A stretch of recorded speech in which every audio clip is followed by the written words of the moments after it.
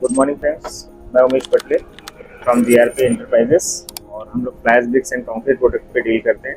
We are manufacturers और आज मैं आपको शो करने वाला हूँ हमारा एक प्रोडक्ट जिसका नाम है कवर ब्लॉक। ओके, जो कवर ब्लॉक है मेरे हाथ में, इसमें डिफरेंट डिफरेंट साइजेस हैं।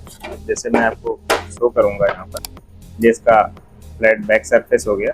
तो ये सरफेस है, ये 20 mm, ये सरफेस है 40 mm, और हमने अगर इसको इस शेप में रख दिया इट्स कवर 50 mm, और अगर हमने इसके ऊपर ये सरिया रख दिया दैट इज 25 mm। इसे रखते क्यों है और इसकी ज़रूरत क्यों पड़ती है, मैं आपको एक डेमो के माध्यम से बताऊंगा। जैसे जनरली क्या होता है, जैसे हमने स्लैब करी, तो स्लैब में सपोज ये जो स्पेस है आपका प्लाई हो गया, ओके, उसके आपको ऊपर सरिया रखना है। तो जनरली क्या होता है, पुरानी जो मेथड है, कुछ लोग जो कॉन्फिडेंट है अपने काम में, उनका ये रहता है कि यार गिट्टी से काम हो जाता है, जैसे हमने गिट्टी रखी, इस गिट्टी में सरिया स्टेबल नहीं है, ये स्टेबल नहीं है।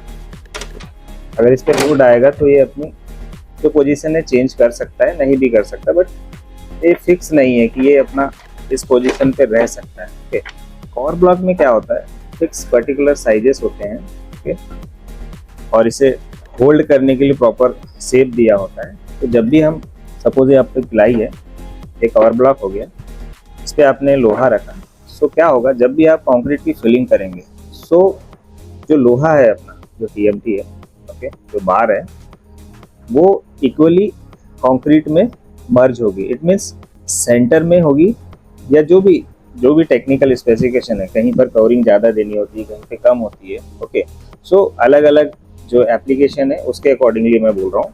ये नहीं बोल सकते कि कहीं पर 25 ही लगेगा हर जगह, कहीं पे 20 की भी कवरिंग होती है, 25 की भी होती है, 50 की भी होती है। ओके, सो इसका जस्ट एक वर्क है कि लोहे को बाहरी मतलब एक्सटर्नल जो इन्वायरमेंट के टच में ना आए और वो कंक्रीट के अंदर पैक रहे, इसीलिए हम कवर ब्लॉक का यूज़ करते हैं। क्योंकि अब देखिए, अब इसमें ये प्लाई हो गई फॉर एग्जांपल, ये आपका कवर ब्लॉक हो गया, और ये आपके बार हो गए। ओके, ये बार हो गया, एक सिंगल बार है। ओके, अब इसके ऊपर अगर कंक्रीट आता है तो ऑलवेज जो आपका लोहा है वो कंक्रीट के सेंटर में ही होगा, वो इधर उधर नहीं निकलेगा। और गिट्टी के केस में क्या होगा, आपने गिट्टी अगर लगाई है और ये नीचे आ गया, तो क्या होगा, ये एनवायरनमेंट के टच में आ गया और इसमें कोरोजन होगा और लोहे की लाइफ कम होगी।